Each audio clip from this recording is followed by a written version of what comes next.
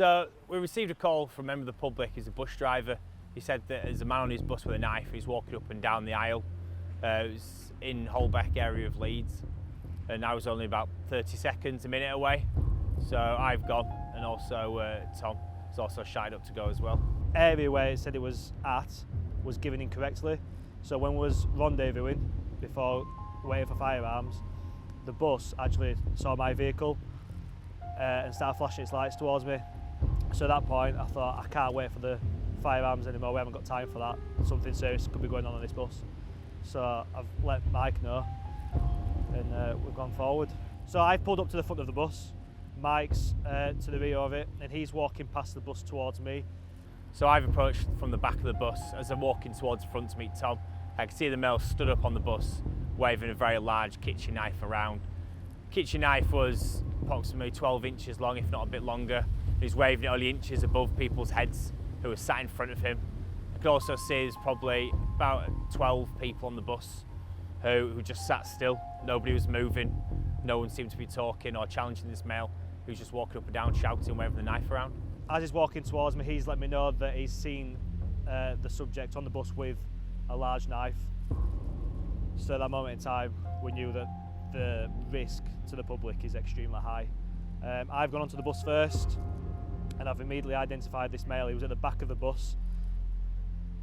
He had a lot of members of public in front of him, so it wasn't appropriate to ask him to pass these members of public and ask him to come off the bus. We had to take action there and then, essentially. Giving him some clear communication to drop the knife, to which is flatly ignored. And he then raised it above his head and started walking towards us. So at that point, we both fired our tasers. It was clear that they didn't work. They didn't get through. The male had a very obvious thick jacket on with a thick hoodie underneath. The barbs is not going to penetrate at that. Tom's fired again to the same area. I've tried to go for his legs from a second shot, but I missed. Due to that, both tasers have been used and couldn't be used again. So I've both holstered our tasers, and then I've gone to the baton strike. So I've drawn my baton gun up to the male, battened him as hard as I could on the arm. Didn't have any effect, and I lost my baton. I had slightly sweaty hands, it's fair to say. I think I'll be excused for having sweaty hands. So I lost my baton. So I've come back, Tom's drawn his, and I've gone behind Tom to think about my next option. That's how I've powered him. I've powered over the top of Tom and just didn't have any effect. The male's still shouting, waving his knife around. And it was at that point, he's come towards us, charging us with a knife. So we've stepped off the bus, just in the entrance. And then the male seemed to lower his knife to his hip, and he just blinked for a long time. I think the power of him may slowly be starting to take effect. This provided him an opportunity to charge him, use more hands-on approach.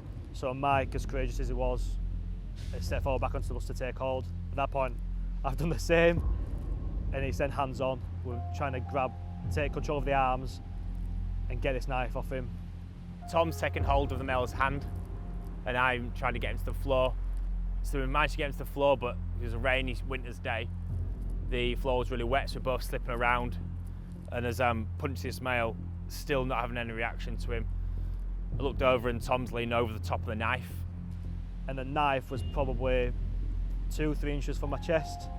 And at that point, I think if I slip, and this knife, there's a high chance this knife's going in me and I'm going to be struggling. Luckily, we managed to detain him on the floor, get the knife from him, and then once other officers arrived, we managed to apply handcuffs. And I even thought at one point, my mate's got kids, and I was even thinking as far as, they can't lose their dad, we need to do everything we can to get this knife. Definitely not a hero in the slightest. I don't feel that way. I feel like being a police officer, of course, there's an element of risk, there absolutely is. However, it's the job I'm paid to do. I appreciate there's probably a lot more risk involved in this particular incident. I don't think we've done anything special, to be honest. We just turned up, dealt with the risk, and it had a bit of a fight with the chap with the knife.